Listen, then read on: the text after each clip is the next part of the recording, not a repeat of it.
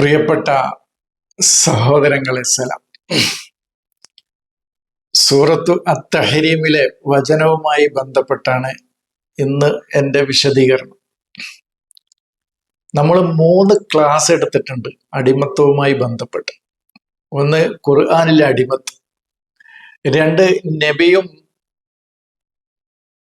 അടിമ സ്ത്രീകളും കെട്ടുകഥകൾ, 3 നബിയും മാരിയത്തുൽ ഖിബ്തിയും എന്ന ഈ 3 പേരിൽ നമ്മൾ ഓരോ ക്ലാസ്സുകൾ എടുത്തിട്ടുണ്ട്. ഇത് ഞാൻ ഈ അധ്യായത്തിലെ ഒരു വചനാണ് നമ്മൾ വിശദീകരിച്ചിട്ടുള്ളൂ. ബാക്കി വചനങ്ങൾ വിശദീകരിക്കാനുണ്ട്. ഞാനത് വിശദീകരിക്കുന്നതിന് മുമ്പ് 1-2 കാര്യങ്ങൾ എൻ്റെ സഹോദരങ്ങളോട് സൂചിപ്പിക്കാനുണ്ട്.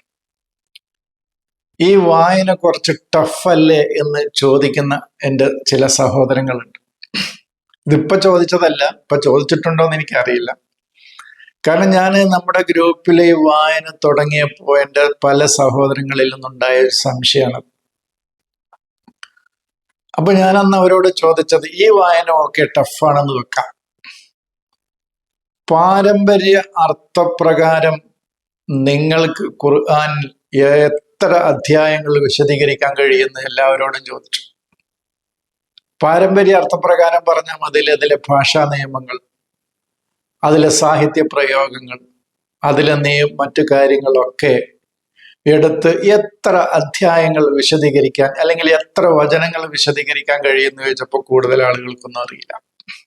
അതിപ്പോ ഖുർആനികമായി ഗവേഷണം നടത്തുകയും ഉയർന്ന പഠനം നടത്തുകയും ചെയ്യുന്ന ആളുകളുടെ അഭിപ്രായമാണ്. അപ്പൊ 160 150 കോടി മുസ്ലിങ്ങളിൽ എത്ര ശതമാനത്തിന് പാരമ്പര്യ അർത്ഥപ്രകാരം തന്നെ ഈ ഖുർആനിന്റെ ആശയവും അർത്ഥവും പറയാൻ കഴിയും?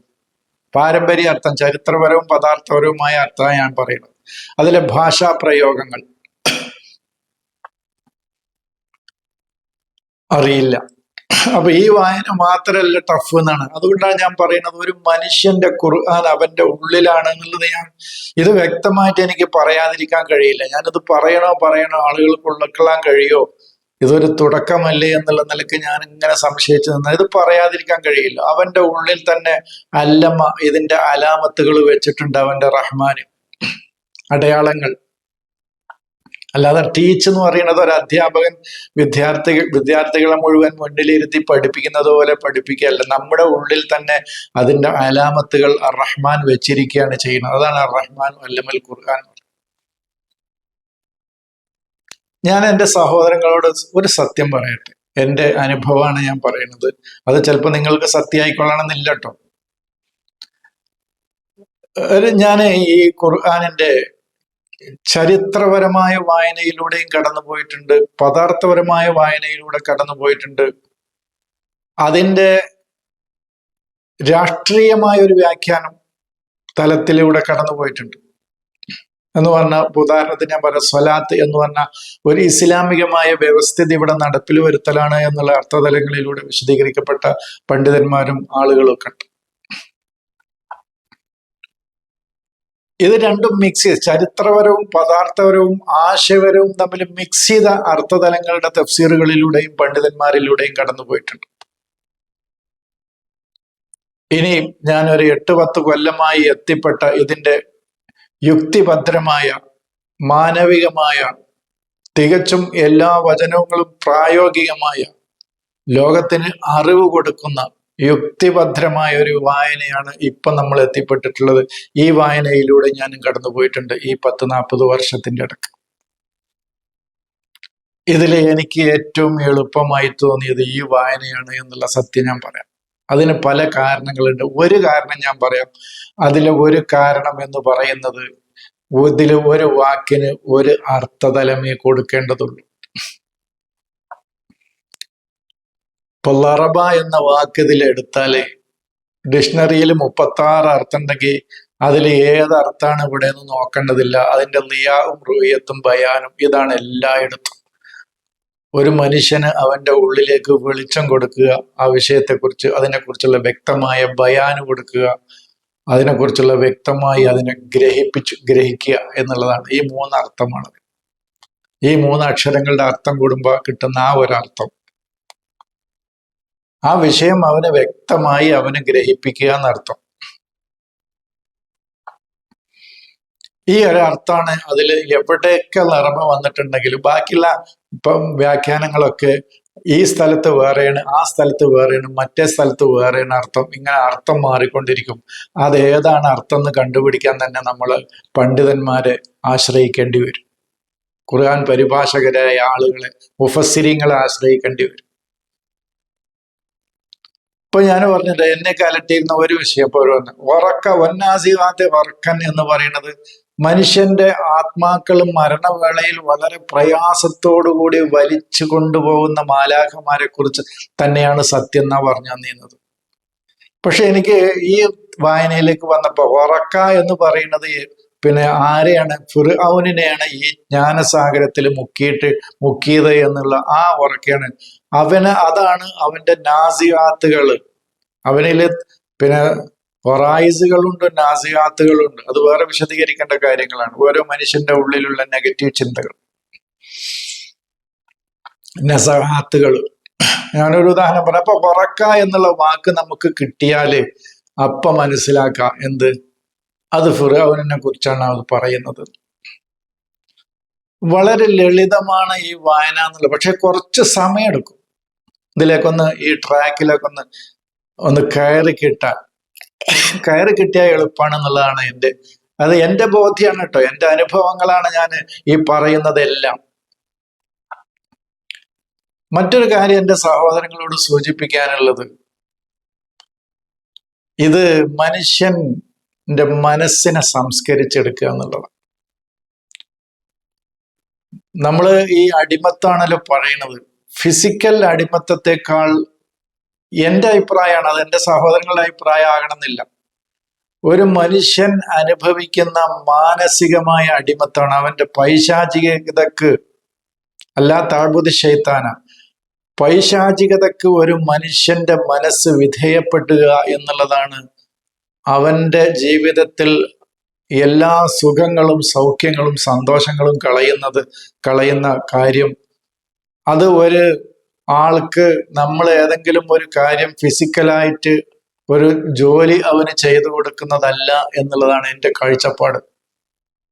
ശരിയാണെന്നറിയില്ല കേട്ടോ, കാരണം മനുഷ്യബുദ്ധി വ്യത്യസ്തങ്ങളാണല്ലോ. ഓരോരുത്തർക്കും അവരുടെ അനുഭവം പറയാനേ കഴിയുള്ളൂ. എൻ്റെ അനുഭവത്തില് പൈശാചികതക്ക് നമ്മുടെ മനസ്സ് കീഴ്പ്പെടുക എന്നുള്ളതാണ് ഏറ്റവും വലിയ അടിമത്തം. മാനസികമായ അടിമത്താണ് ഫിസിക്കലായ അടിമത്തത്തെക്കാൾ വലിയത്, ഭീകരമായത് എന്ന് ബോധ്യപ്പെട്ട ഒരാളാണ് ഞാൻ.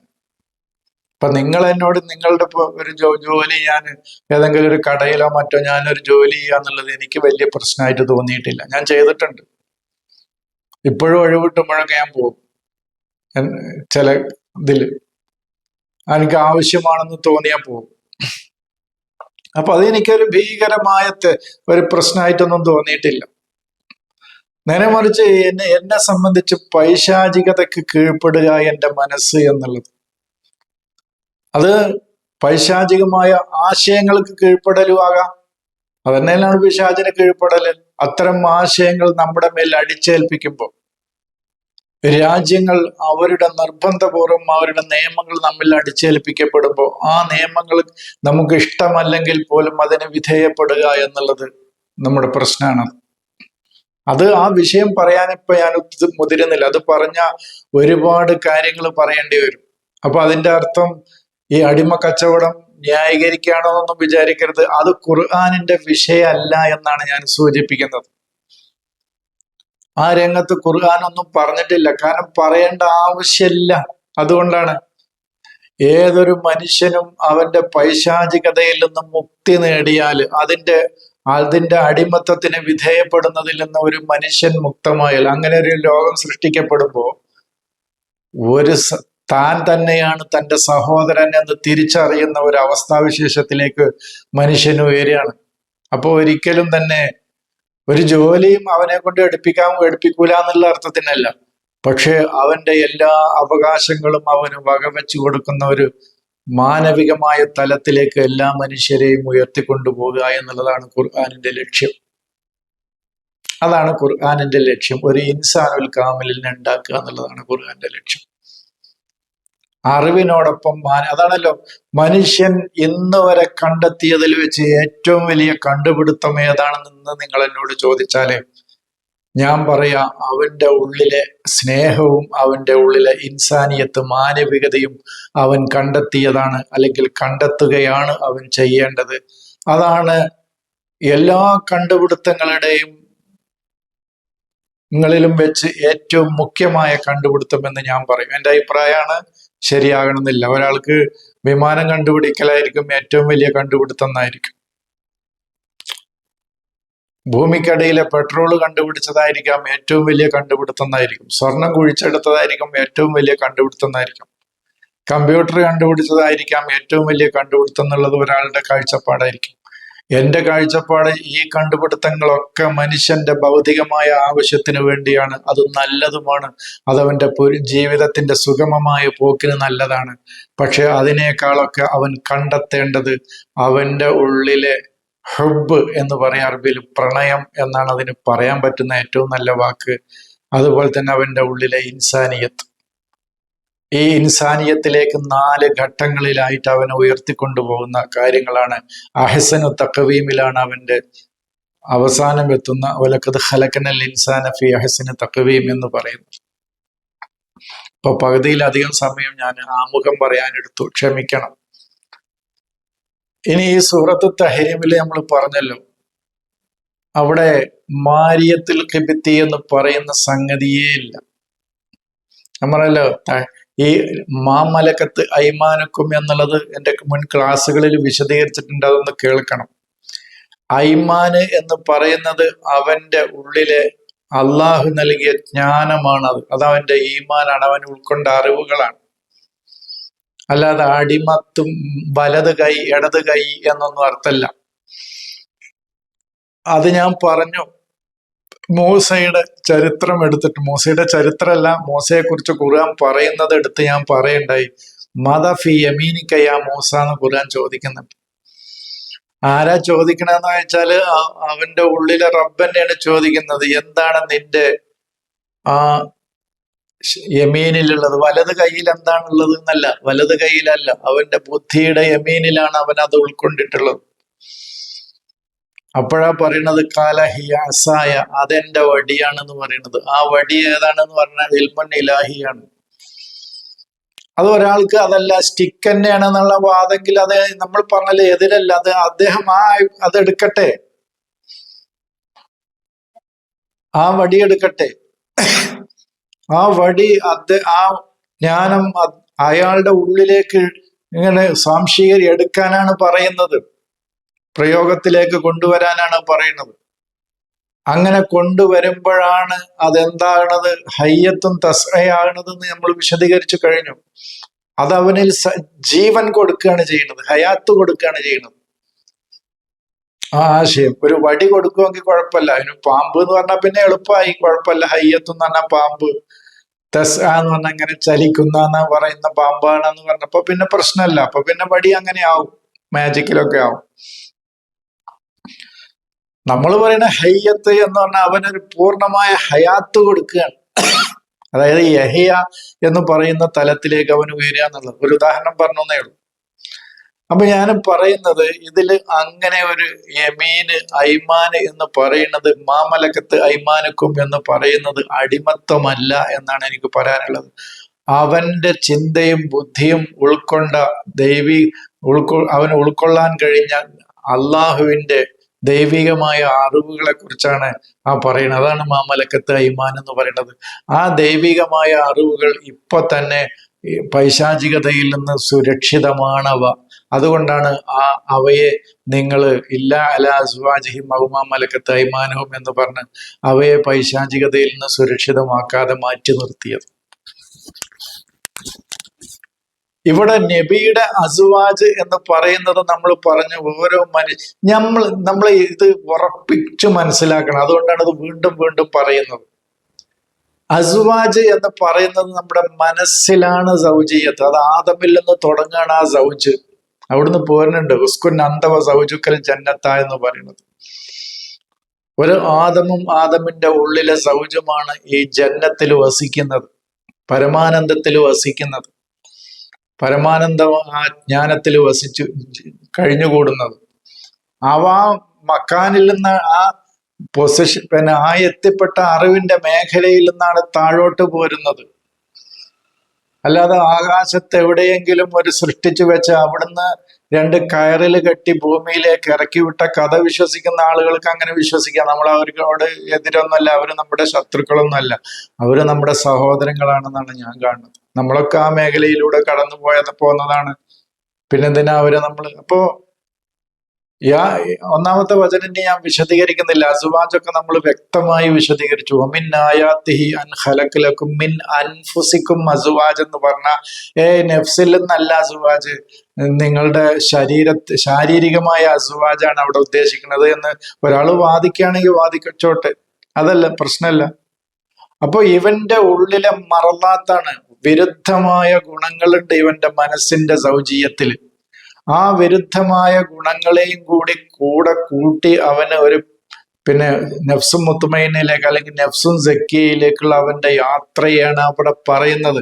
അതിനെ തൽക്കാലം നബി എന്നോടാണ് ചോദിക്കുന്നത്, എലിമത്തു ഹരിമൂന്ന് എന്നോട്, ഞാൻ നബിയായിട്ടല്ല, പക്ഷെ ആ തലത്തിലെത്തിയ ഒരാളോടാണ് അത് ചോദിക്കുന്നത്. ആ തലത്തിലേക്ക് നമ്മളൊക്കെ എത്തേണ്ടതാണ്. പ്രാപഞ്ചികമായ നബി ആരാണെന്നുള്ളത് നമ്മൾ വിശദീകരിച്ചു. അവിടേക്ക് ഇനിയിപ്പോ പോകണില്ല, പോയ സമയം പോകുള്ളൂ. ഇനി രണ്ടാമത്തെ ആയത്തന്നെ വിശദീകരിക്കാം, അല്ലെങ്കിൽ ഇതിലും അത് പറയാൻ കഴിയില്ല.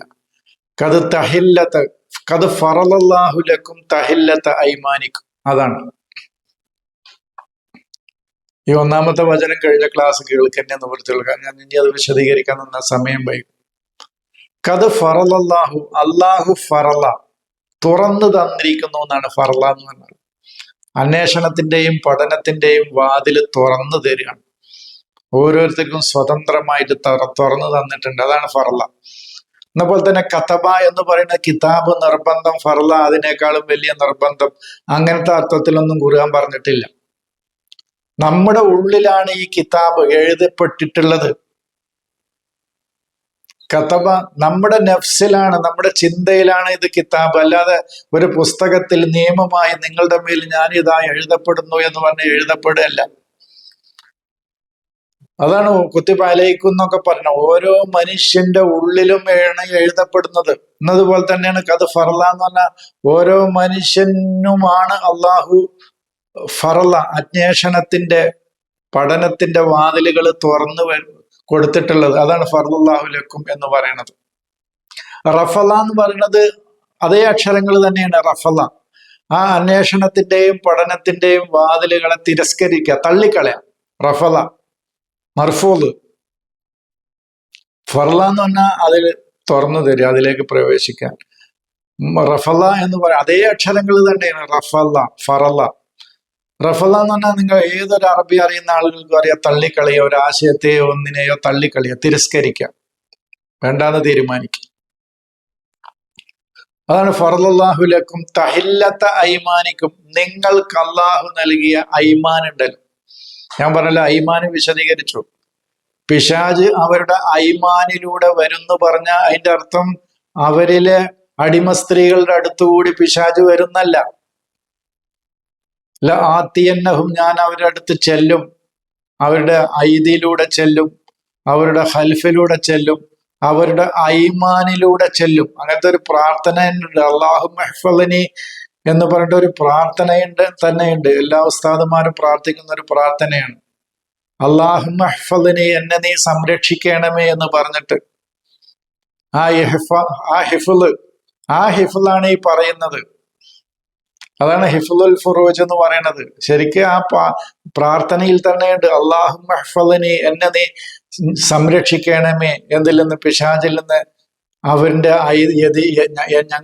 എന്റെ യദയ്യ അതിലൂടെ വരുന്നതിൽ നിന്ന്, ഹൽഫിലൂടെ വരുന്നതിൽ നിന്ന്, അൻ യമീനി എന്റെ യമീനിലൂടെ വരുന്നതിൽ നിന്ന് എന്ന് പറഞ്ഞാൽ വലത്തെ കൈയിൽ കൂടി വരുന്നതിൽ നിന്നല്ല. അവന്റെ ശരിയായ ദൈവികമായ ജ്ഞാനത്തിന്റെ മേഖലയാണ്, തലമാണത്. ഞാൻ ആ ഐമാനി കൂടി ചെല്ലുന്ന പറയണത്. അതാണ് ഐമാന് എന്ന് പറയണത്. ആ ഐമാനിലൂടെ ഞാൻ ചെല്ലും. അതാണ് അത്.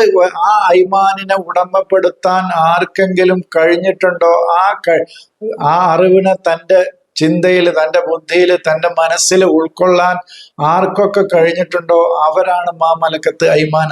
ആ ഉൾക്കൊള്ളാൻ കഴിഞ്ഞ ആ അറിവിനെയാണ് മാ മലക്കത്ത് ഐമാനുക്ക് എന്ന് പറയുന്നത്. എൻ്റെ ഒരു സഹോദരൻ പറഞ്ഞു, മാ എന്ന് പറഞ്ഞാൽ തന്നെ മാഷെ അവിടെ മനുഷ്യരെ കുറിച്ചല്ലല്ലോ പറയാം, മാ എന്നുള്ളത് മറ്റു വസ്തുക്കളെ കുറിച്ചല്ലേ പറയാന്ന് ചോദിച്ചു. ഞാൻ അദ്ദേഹത്തോട് പറഞ്ഞു, നമ്മൾ പറയുന്ന അർത്ഥപ്രകാരം ശരിയാണെങ്കിലും അതല്ല എന്ന് തെളിയിക്കാൻ പാരമ്പര്യ വിശ്വാസികളുടെ അടുത്ത് 4 വചനങ്ങൾ തെളിവുണ്ട്. അതുകൊണ്ട് നമ്മളിപ്പോ അത് പറയേണ്ടതില്ല. പക്ഷെ സത്യം നീ പറഞ്ഞതാണെങ്കിലും ഇപ്പൊ എനിക്കത് അറിയാഞ്ഞിട്ടല്ല, ഞാനത് പറയാതിരിക്കാനുള്ള കാരണം 4 വചനങ്ങൾ ഖുർആനില്ലെന്ന് എൻ്റെ സഹോദരങ്ങള്, ജ്ഞാനികളായ പണ്ഡിതന്മാർ, മുഫസ്സിരീങ്ങള് 4 വചനങ്ങൾ മാ എന്നുള്ള അക്ഷരം മനുഷ്യർക്ക് ഉപയോഗിക്കുമെന്നതിന് തെളിവായിട്ട് പറഞ്ഞിട്ടുണ്ട്. അവിടെയും സത്യത്തിൽ നമ്മുടെ ഈ വായനയിലും അവിടെയും മനുഷ്യരല്ല, ആശയമാണ് സത്യത്തിൽ അവിടെയും ഉദ്ദേശിക്കുന്നത് എന്ന് ഞാൻ സൂചിപ്പിച്ചു. പക്ഷെ അതൊന്നും അവരോട് ഇപ്പൊ പറയാനായിട്ടില്ല എന്ന് ഞാൻ സൂചന നൽകി. ഞാനതൊന്ന് പറഞ്ഞു എന്ന് മാത്രമേ ഉള്ളൂ, വേണ്ടവർക്ക് എടുക്കാം. അപ്പൊ അത് ഏതൊക്കെയാണെന്ന് അദ്ദേഹത്തിനോട് ചോദിച്ചപ്പോ ഞാൻ പറഞ്ഞു, ഫങ്കിഹു മാ താബലക്കും മിനൻ നിസായി എന്ന് പറഞ്ഞു. ഒന്ന് ഫങ്കിഹു മാ താബലക്കും എന്ന് പറഞ്ഞാൽ നിങ്ങളിൽ നല്ല പെണ്ണുങ്ങളെ കെട്ടട്ടെ എന്നാണ്. പക്ഷെ അവിടെ നല്ല പെണ്ണുങ്ങളെ കെട്ടട്ടെ എന്നല്ല അതിന്റെ അവിടുത്തെ അർത്ഥം. അത് പറയുമ്പോൾ മാ അവിടെ ആപ്റ്റാവും, മനുഷ്യരെ കുറിച്ചല്ല. മിനൻ നിസായി എന്ന് പറഞ്ഞാൽ അവന്റെ ഉള്ളിൽ ഉയർന്നു വരുന്ന ആശയങ്ങളെയാണ് അവന് നിക്കാഹ് ചെയ്യുന്നത്. അത് പിന്നെ പറയാം. അപ്പൊ ഞാൻ പറഞ്ഞത് മാ മലക്കത്ത് എന്ന് പറയുന്നത് മാ എന്നുള്ള അക്ഷരം തന്നെ ഒരു മനുഷ്യനെ സൂചിപ്പിക്കാനല്ല എന്ന് എൻ്റെ സഹോദരൻ എന്നോട് പറഞ്ഞപ്പോ ഞാൻ പറഞ്ഞൊരു പ്രതികരണം നിങ്ങളോട് ഒരു അറിവായിട്ട് നിങ്ങളുടെ മുമ്പിൽ വെക്കുകയാണെന്ന് മാത്രം. അങ്ങനെ 4 സ്ഥലങ്ങളിൽ ഖുർആനില് മാ എന്നുള്ള അക്ഷരം അല്ലാത്തതിന് ഉപയോഗിച്ചിട്ടുണ്ട്, മനുഷ്യർക്കും ഉപയോഗിച്ചിട്ടുണ്ട് എന്നുള്ളതിന് തെളിവ് പറയുന്ന ആയത്തുകളിൽ ഒന്നാണ് ഞാൻ പറഞ്ഞത്, ഫങ്കിഹു മാ താബലക്കും മിനൻ നിസായി എന്ന് പറയുന്നത്. അവിടെ നിസാ എന്ന് പറയുന്നത് നമ്മളിൽ ഉയർന്നു വരുന്ന ആശയങ്ങളല്ല, ഹൈആത്തുകളല്ല, മറിച്ച് സ്ത്രീകളെ കെട്ടിക്കോളൂ എന്ന് പറയുമ്പോഴാണ് ആ പ്രശ്നം വരുന്നതെന്ന് ഞാൻ സൂചിപ്പിച്ചു. മറ്റൊന്ന് പറഞ്ഞത് ഇന്നി നെതർത്തുലക്ക മാഫി ബത്നി മുഹറനൻ എന്ന് മറിയമ്മ പറയുന്നുണ്ട്. അപ്പൊ വയറ്റിന്റെ ഉള്ളിലുള്ളത് കുട്ടിയല്ലേന്നാ. അപ്പോ ആ കുട്ടി ഒരു മനുഷ്യക്കുട്ടിയാണ്. അപ്പൊ ആ കുട്ടിയെ മാ എന്ന് പറഞ്ഞില്ലേ, മനുഷ്യനപ്പൊ മാ എന്ന് പറഞ്ഞില്ലേ. വയറു ആക്കില് എന്നാണ് അതിന് പറയാ ഞങ്ങള്. ബുദ്ധിയില്ലതും ബുദ്ധിയില്ലാത്ത വസ്തുക്കളും ആക്കിലായ വസ്തുക്കൾക്കും മഞ്ഞും വയറു ആക്കിലിനും മാ എന്നുള്ളത് കുറച്ച് ഗ്രാമറാണ്, അത് വ്യാകരണാണ്. പിന്നെ ബുദ്ധിമുട്ടുള്ള ആളുകൾ ക്ഷമിക്കണം, ഇത് പറഞ്ഞാൽ ഞങ്ങൾക്ക് മനസ്സിലാവൂല എന്ന്. സത്യത്തിൽ അവിടെയും മറിയമിന്റെ ബുത്തൂൻ എന്ന് പറഞ്ഞാൽ വയറല്ല, ഉമ്മുൽ കിതാബാണ് മറിയം. ആ മറിയമിന്റെ ആന്തരികമായ ഉള്ളറകളിൽ ഉള്ള ആശയത്തെയാണ് പറയുന്നത്. അതും അല്ലാതെ എന്റെ വയറ്റിലൊരു കുട്ടിയുണ്ട്, അത് ഞാൻ നിനക്ക് വേണ്ടി നേർച്ചയാക്കിക്കണമെന്നല്ല. ബത്തിന് എന്ന് പറഞ്ഞാൽ ആ മറിയം എന്ന് പറയുന്ന ഉമ്മുൽ കിതാബിന്റെ ബാത്തിനില് ഉള്ളറകളിലുള്ള അറിവിനെ കുറിച്ചാണ് അവിടെയും പറയുന്നത്. അതൊരു ഉൻസയായ അറിവാണ്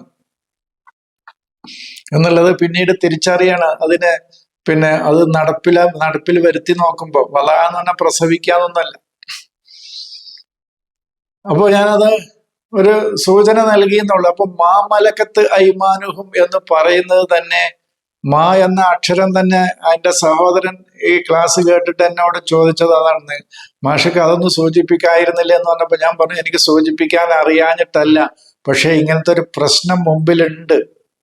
അത് അവിടേക്ക് ആ വചനങ്ങൾ കൂടി വിശദീകരിച്ച് കഴിഞ്ഞ ശേഷം പറയുന്നതായിരിക്കും നല്ലത് എന്നുള്ളതൊരു കാത്തിരിക്കലാണ് ഞാൻ അതിവിടെ നടത്തിയത് എന്ന് എൻ്റെ സഹോദരങ്ങളോട് സൂചിപ്പിക്കണ്ടേ.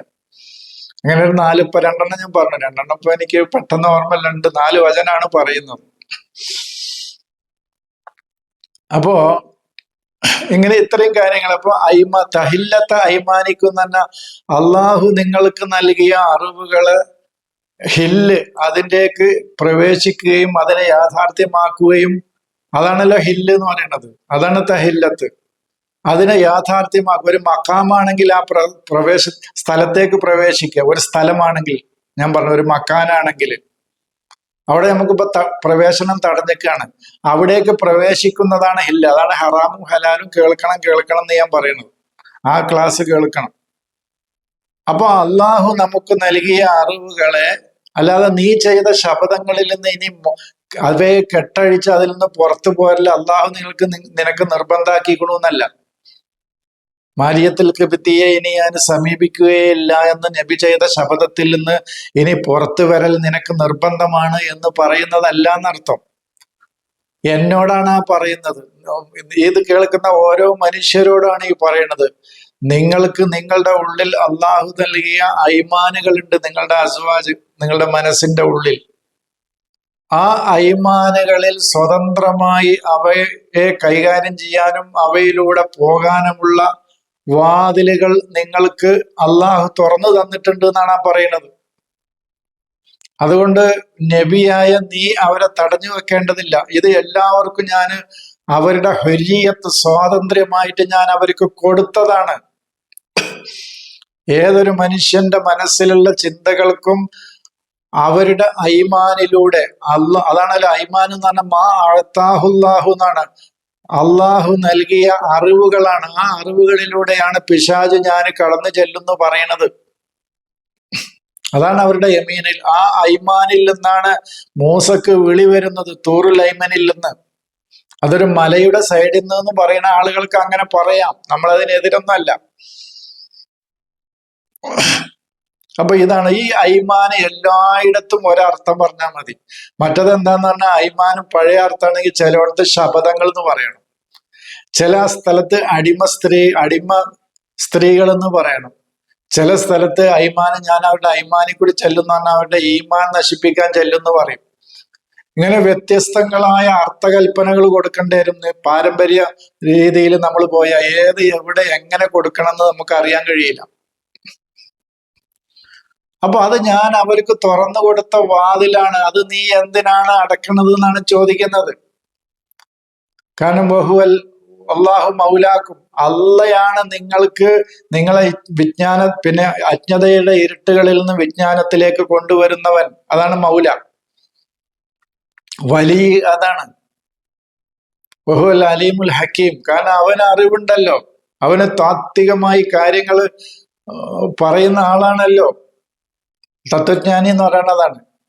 അപ്പൊ ജ്ഞാനവും താത്വികമായ തത്വജ്ഞാനിയുമായിരിക്കെ അവനാണ് നിങ്ങളെ ഇരുട്ടിൽ നിന്ന് വെളിച്ചത്തിലേക്ക് കൊണ്ടുവരുന്നവൻ ആയിരിക്കെ അവർക്ക് സ്വതന്ത്രമായി അതിലേക്ക് കടന്നു വരാനുള്ള, ആ ജ്ഞാനങ്ങളിലേക്ക് കടന്നു വരാനും അത് യാഥാർത്ഥ്യമാക്കുവാനുമുള്ള വാതിലുകൾ ഞാൻ അവർക്ക് ഫതഹ തുറന്നു കൊടുത്തിട്ടുണ്ട് എന്നാണ്. ഖദ് ഫറളല്ലാഹു ലക്കും തഹല്ലത ഐമാനിക്കും വല്ലാഹു മൗലാക്കും വഹുവൽ അലീമുൽ ഹക്കീം എന്ന് പറഞ്ഞതിൽ നിന്ന് നമുക്ക് മനസ്സിലാക്കാൻ സാധിക്കും. ഒരു മാരിയത്തിൽ കിബിത്തിയില്ല. എന്തിനാണ് ഇങ്ങനെ അമ്പിയാക്കന്മാരെ കുറിച്ച് ഓരോരോ കഥകൾ നമ്മൾ എഴുതിണ്ടാക്കി ഓരോരുത്തരുടെ കയ്യിൽ കൊടുത്തുകയാണ്. എന്നിട്ട് ആ സഹോദരങ്ങൾ അതിനെ എടുത്ത് വിമർശിക്കുകയാണ് ചെയ്യുന്നത്. അതിന് സ്പേസ് ഉണ്ടാക്കുകയാണ്, അത് വേറെ കാര്യം, അത് വേറെ വിഷയമാണ്. നമ്മൾ പറയും, നമ്മളല്ല സുലൈമാൻ നബി 99 ഭാര്യമാരെയാണ് കെട്ടിയിരുന്നത്. അത് ഞാനൊരു ക്ലാസ്സിൽ എവിടെയോ സൂചിപ്പിച്ചിട്ടുണ്ട്. സുലൈമാന്റെ 99 ഗുണങ്ങളാണ് അള്ളാഹുവിന്റെ, അസ്മാഉല്ലാഹിയാണ്. അല്ലാതെ ഒരു മനുഷ്യൻ 99 ഭാര്യ സ്ത്രീകൾ വിവാഹം കഴിക്കുക, എന്നിട്ട് പറയാം ഞാനിന്ന് ഒരു സ്ത്രീയുടെ അടുത്ത് ചെല്ലും, ഞാൻ എന്നിട്ട് ഇത്ര യോദ്ധാക്കൾക്ക് ജന്മം നൽകും എന്ന് പറയാ. അതിൽ പറഞ്ഞപ്പോ ഇൻഷാ അല്ലാഹ് പറഞ്ഞില്ല, അതിലൊരു ചാപ്പിള്ള ഉണ്ടായി, അതിൽ ആ സ്ത്രീയിൽ നിന്ന് ജനിച്ചത്, അങ്ങനെയൊക്കെ പറഞ്ഞ കഥകൾ ഉണ്ടാക്കുക. ഇതിന് കഥ മെനയുക, ഈ ഒരു ആത്മീയ ഗ്രന്ഥത്തിന് കഥ മെനയുക, എന്നിട്ട് അത് പൊതുസമൂഹത്തിൽ എഴുതുകയും പ്രസംഗിക്കുകയും ഒക്കെ ചെയ്യാം. എന്നിട്ട് എങ്ങനെയെങ്കിലും ഒരു സ്പേസ് ഞങ്ങൾക്ക് കടന്നു ചെല്ലാൻ കിട്ടിയെങ്കിൽ എന്ന് ആഗ്രഹിക്കുന്ന ആളുകൾ ഇതെടുത്ത് അതിനെ വിമർശിക്കുക, എന്നിട്ട് ആ പ്രശ്നങ്ങൾ ഉണ്ടാക്കുക. ഇതാണ് ഇവിടെ ഖുർആനിൽ എവിടെയെങ്കിലും അങ്ങനെ ഒരു മാരിയത്തിൽ കിബിത്തി ഉണ്ടോ? നമ്മൾ പുറത്തുനിന്ന് എഴുതിണ്ടാക്കിയ ഈ കഥയിലൂടെ അല്ലാതെ. മുഖൗക്കിസ് രാജാവുണ്ടോ? കൊടുത്തയച്ച സമ്മാനങ്ങളുണ്ട്. അതിൽ സുന്ദരിയായ ഒരു പെണ്ണുണ്ട്. ഇതിന്റെ ഇത് കാര്യം പറയും. ഇതിനൊക്കെ ഈ അവതരണ കാരണം സബബുൻ നുസൂൽ എന്ന് പറഞ്ഞതിന് എഴുതി ഉണ്ടാക്കി നമ്മള് തന്നെ ഉണ്ടാക്കിയതില്ല. ഇതൊക്കെ അത് ഫറദുല്ലാഹുലക്കും തഹില്ലത്ത് അയ്മാൻ. ഞാൻ പറഞ്ഞില്ല, ഇത് റസൂലുള്ളാഹി മുഹമ്മദിനെ കുറിച്ച് തന്നെ അല്ല എന്ന് പറഞ്ഞിട്ടുണ്ട്. അത് ഞാൻ വ്യക്തമായി വിശദീകരിച്ചിട്ടുണ്ട്. തൊട്ടടുത്ത വചനം അതാണ്, ഇത് അസറൻ നബിയു ഇലാ ബഅലി അസ്വാജിഹി ഹദീസൻ. ഹദീസ് മൂസയാണത്. അതിന്റെ ബവാത്തിനുൽ ഹക്കായിക്കിലേക്ക്, അതിന്റെ രഹസ്യ ഉള്ളറകളിലേക്ക് കടന്നു വ്യക്തമാക്കി വെളിവാക്കി കൊടുക്കുകയാണ് ആ ഹദീസിൻ്റെത്, ആ നബി. എന്നിട്ട് അറഫ അത് പഠിപ്പിച്ച് അതിന്റെ മൈരിഫത്തിലേക്ക് അതിന്റെ എത്തുകയാണ്. അതിൽ ചില ആശയങ്ങൾ പിന്നെ ഇൽഹാർ ചെയ്തു കൊടുക്കുകയാണ്. അപ്പൊ ഇതൊക്കെ നിങ്ങൾക്ക് തരുന്നത് ആരാന്നുള്ള തിരിച്ചറിവ് അവർക്ക് കിട്ടുകയാണ്. അലീമുൽ ഹബീറായ ആളുകളിൽ നിന്നാണ് ഒരുവനിൽ നിന്നാണ് ഇത് കിട്ടുന്നത്. ആ പരമമായതിൽ നിന്നാണ് ഇത് ലഭിക്കുന്നത് എന്നുള്ള തിരിച്ചറിവാണ് അവിടെ നിന്ന് വരുന്നത്. അതാണ് പിന്നെ അടുത്ത വചനം. അതാണ് ഈ തത്തൂബ എന്ന് പറയുന്ന രണ്ടുപേര് എന്ന് പറയുന്നത്, ഒന്ന് നബിയും ഒന്ന് നബിയുടെ സൗജുൻ നഫ്സാണ്, നഫ്സ് സൗജാണ് ഇൻ തത്തൂബ എന്ന് പറയുന്നത്. അല്ലാതെ പിന്നെ ഹഫ്സിയും ആയിഷയൊന്നുമല്ല. എല്ലാ മനസ്സിലെ നെഗറ്റീവുകളെയും കളഞ്ഞ് അള്ളാഹുവിലേക്ക് പോകുന്നതാണ് ഇൻ തത്തൂബ. അതാണ് തൗബ എന്ന് പറയുന്നത്. അതാണ് ഫഖ്തുലു അൻഫുസക്കും വതൂബു എന്ന് പറയുന്നത്. അതാണ് അത് നമ്മൾ പറഞ്ഞു. അല്ലാതെ ഇവര് സ്വകാര്യം പറഞ്ഞതും മാരിയത്തിൽ കിബത്തിയുമായിട്ടുള്ള സംഭവം കണ്ടതും ആ സ്വകാര്യം പറഞ്ഞതിന്റെ പേരിൽ ഇനി നിങ്ങൾ പക്ഷാതപിക്കുക രണ്ട് പെണ്ണുങ്ങളെ എന്നല്ല. ഇവര് ഈ തത്തൂബ എന്ന് പറയുന്നത്, ഞാൻ അതിന്റെ ആശയം മൊത്തത്തിൽ പറഞ്ഞു പോവുകയാണ്. ഇനി പറയാൻ സമയം കിട്ടും. നമ്മൾ ഈ അധ്യായങ്ങൾ ഓരോ വചനങ്ങൾ വിശദീകരിച്ചു വരുമ്പോൾ വീണ്ടും വരും. ആ സമയത്ത് ഇനി വിശദീകരിക്കുള്ളൂ. അപ്പൊ ഇനി ആർക്കെങ്കിലും അതിന്റെ ഒരു ആശയം തുറന്നു കിട്ടാൻ വേണ്ടിയിട്ട് ഒരു സൂചനകൾ നൽകി പോവുകയാണ്. ഇൻ തത്തൂബ ഇലല്ലാഹി എന്ന് പറയുന്നത് അള്ളാഹുവിലേക്ക് തിരിച്ചു പോകുന്നത് പിന്നെ ഈ നബിയും പിന്നെ ആരാണ്? നഫ്സു നബിയാണ്. നബി സൗജായ നഫ്സു സൗജാണ്. ആ സൗജാവുന്ന നഫ്സുമാണ് തിരിച്ചു പോകേണ്ടത്. കാരണം നമ്മുടെ ഉള്ളില്, എന്റെയും നിങ്ങളുടെയൊക്കെ ഉള്ളില് നമ്മുടെ വിജ്ഞാനങ്ങൾ നമ്മുടെ ഏറ്റുവാങ്ങിക്കൊണ്ടിരിക്കുന്ന നമ്മുടെ ബുദ്ധിയാവുന്ന നബിയും മനസ്സിലെ നെഗറ്റീവുകൾ ഉണ്ടല്ലോ, ഒരു മനസ്സ് നഫ്സു സൗജിയത്തിൽ അതില് വിരുദ്ധ ഗുണങ്ങൾ ഉണ്ടല്ലോ നമ്മുടെ മനസ്സിന്റെ ഉള്ളില്. ആ വിരുദ്ധ ഗുണങ്ങളിൽ നിന്ന് ആ ചീത്ത ഗുണങ്ങളെ മുഴുവൻ ഒഴിവാക്കി ദൈവികതയിലേക്ക് പോവുകയാണ്. അതാണ് ഫഖ്തുലു അൻഫുസക്കും വതൂബു എന്ന് ഖുർആൻ പറഞ്ഞത്. അതിലേക്കുള്ള തിരിച്ചുപോക്കാണ് ഇൻ തത്തൂബ എന്ന് പറയുന്നത്. അല്ലാതെ ഹഫ്സയോ ആയിഷയോ ആരും എല്ലാ വിഷയം അവിടുത്തത്. ഇനി ഇവരൊക്കെ ആരാന്നുള്ളത് നമ്മുടെ വിശദീകരണത്തിൽ വരും. പിന്നെ ഈ ആയിഷ ആരാണ്, അതൊക്കെ പിന്നീട് നമ്മൾ കുറച്ച് കഴിഞ്ഞിട്ട് പറയേണ്ട കാര്യങ്ങളാണ് അതൊക്കെ. ഇൻഷാ അല്ലാഹ് ഇത്രയും കാര്യങ്ങളാണ് എൻ്റെ സഹോദരങ്ങളോട് എനിക്ക് സൂചിപ്പിക്കാനുള്ളത്. ആവശ്യക്കാരെടുക്കുക, അല്ലാത്തവര് തള്ളിക്കളയുക എന്ന് മാത്രം പറഞ്ഞുകൊണ്ട് ഞാൻ അവസാനിപ്പിക്കുന്നു. സലാം.